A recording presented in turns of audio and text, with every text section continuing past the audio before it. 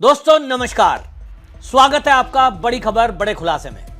दोस्तों, पाकिस्तान का साथ देने वाले तुर्की को भारत ने बहुत बड़ा झटका दिया है और भारत एक के बाद एक झटके दे रहा है, जिसमें भारत के व्यापारियों ने तुर्की से व्यापार करना बिल्कुल बैन कर दिया।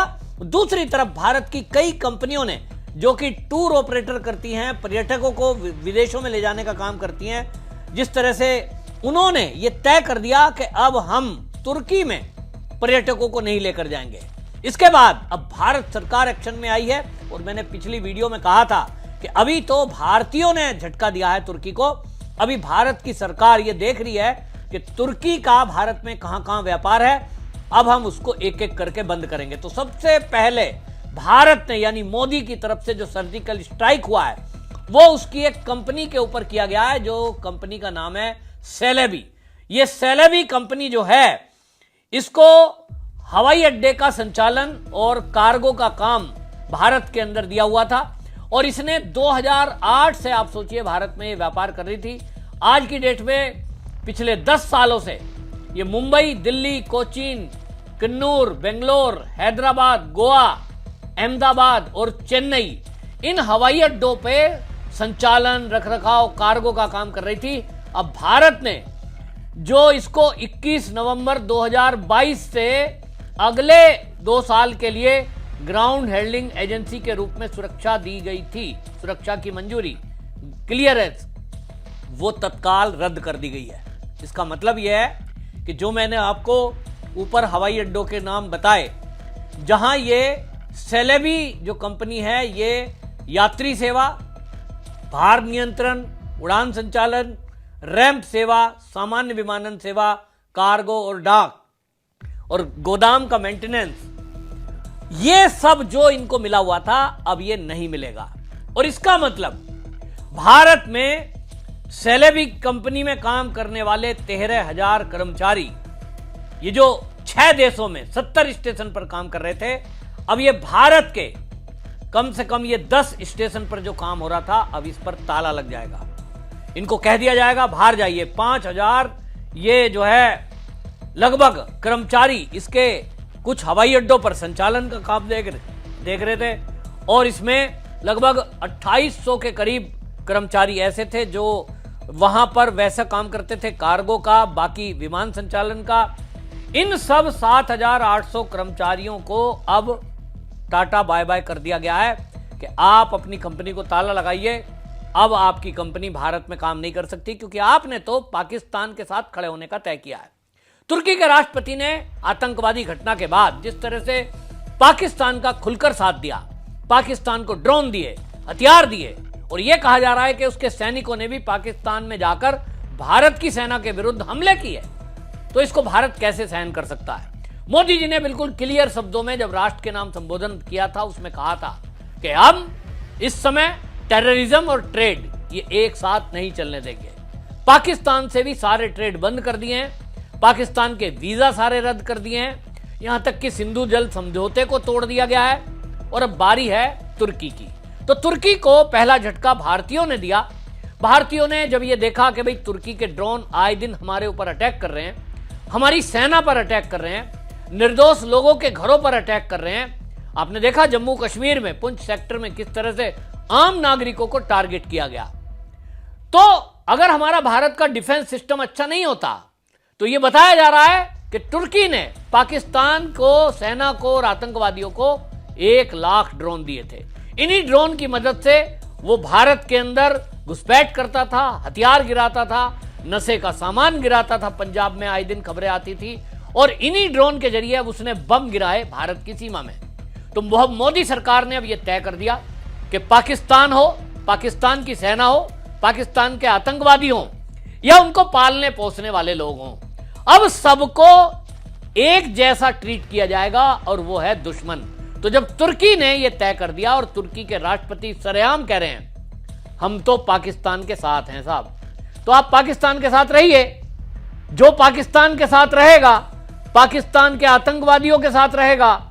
मोदी ने तय कर दिया है कि हम तुर्की पर अटैक सीधा नहीं कर सकते, तो अटैक सर्जिकल किया गया है और सर्जिकल स्ट्राइक अब उसके बिजनेस पे करेंगे जो वो भारत में कर रहा है। भारत में व्यापारियों ने पहले ही तय कर दिया, राजस्थान के जो मार्बल व्यापारी हैं उन्होंने तय किया कि हम अब तुर्की का मार्बल नहीं मंगाएंगे, जो कि 70% आयात होता था, सोचिए।